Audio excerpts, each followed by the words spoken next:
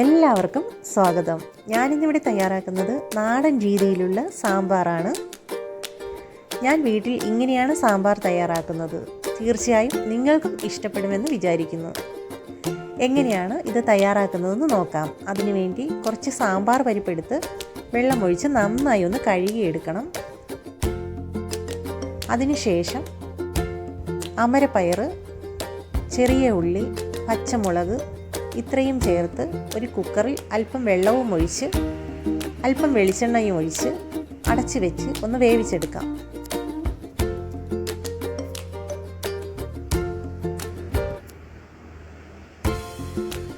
അതിനുശേഷം സാമ്പാറിന് വേണ്ടി തയ്യാറാക്കി വെച്ചിരിക്കുന്ന പച്ചക്കറികൾ ഒരു പാത്രം അടുപ്പത്ത് വെച്ച് എണ്ണയൊഴിച്ച് ചൂടായതിനു ശേഷം അതിലേക്ക് മാറ്റി കൊടുക്കാം. ഇനി ഇത് നന്നായി ഒന്ന് ഇളക്കി യോജിപ്പിച്ചെടുക്കാം.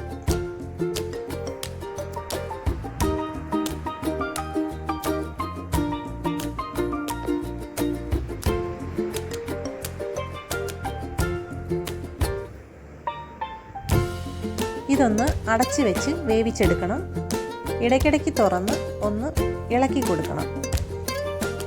അടിയിൽ പിടിക്കാതിരിക്കുന്നതിന് വേണ്ടിയാണ് ഇങ്ങനെ ചെയ്യുന്നത്.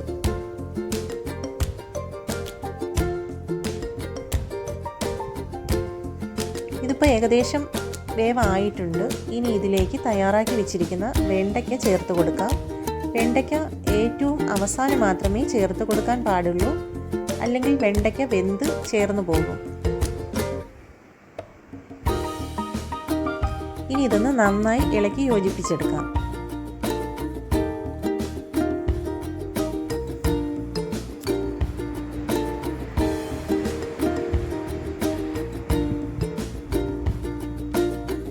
ഇതൊന്ന് അടച്ചു വെച്ച് വേവിച്ചെടുത്തിട്ടുണ്ട്. ഇനി ഇതിലേക്ക് ആവശ്യമായ മസാലക്കൂട്ടുകൾ ചേർത്ത് കൊടുക്കാം. ആവശ്യത്തിന് മഞ്ഞൾപ്പൊടി ചേർത്ത് കൊടുക്കാം.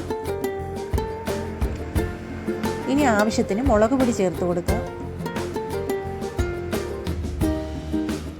മല്ലിപ്പൊടി ചേർത്ത് കൊടുക്കാം.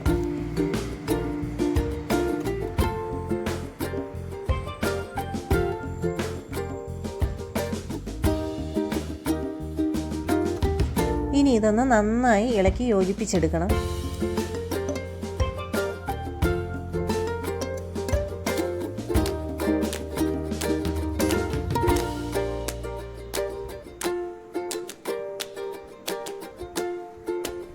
ഇനി ഇതിലേക്ക് ഉലുവാപ്പൊടി ചേർത്ത് കൊടുക്കാം. ഇനി ഇതിലേക്ക് പുളിവെള്ളം ചേർത്ത് കൊടുക്കാം.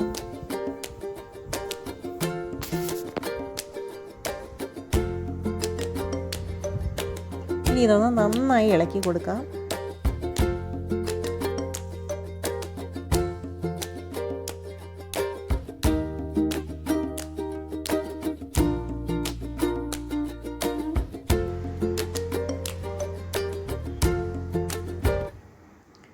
ഇനി ഇതിലേക്ക് തയ്യാറാക്കി വെച്ചിരിക്കുന്ന പരിപ്പ് ചേർത്ത് കൊടുക്കാം.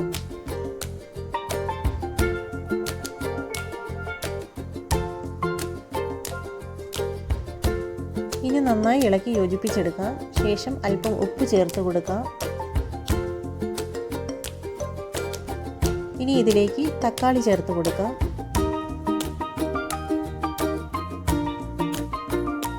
നന്നായി ഒന്ന് ഇളക്കി കൊടുക്കാം.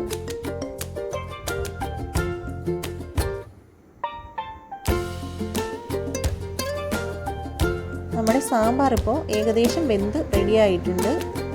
ഇനി ഇതിലേക്ക് അടുത്തതായി കായം ചേർത്ത് കൊടുക്കണം. അതിനുവേണ്ടി ഞാനൊരു പാത്രം അടുപ്പത്ത് വെച്ച് ഒരു കട്ട കായം അതിലേക്കിട്ട് ഒന്ന് ചൂടാക്കി എടുക്കുന്നുണ്ട്.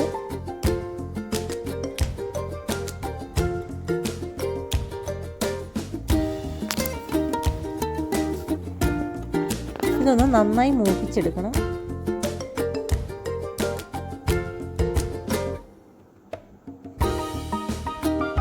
ഇതൊന്ന് പൊടിച്ചെടുത്തതിന് ശേഷം ഇതിൽ നിന്നും അല്പം കായം മാത്രമാണ് ചേർത്ത് കൊടുക്കേണ്ടത്.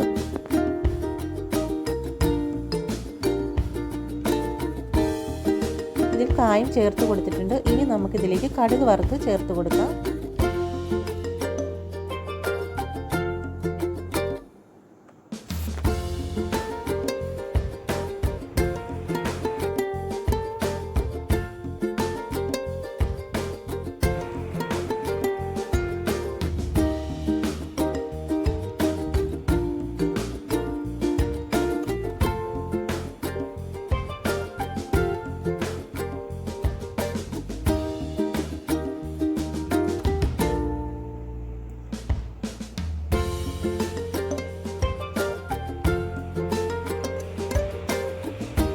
കടുക് വറുത്ത് സാമ്പാറിലേക്ക് ചേർത്ത് കൊടുത്തിട്ടുണ്ട്. ഇപ്പോൾ നമ്മുടെ സാമ്പാർ റെഡി ആയിട്ടുണ്ട്.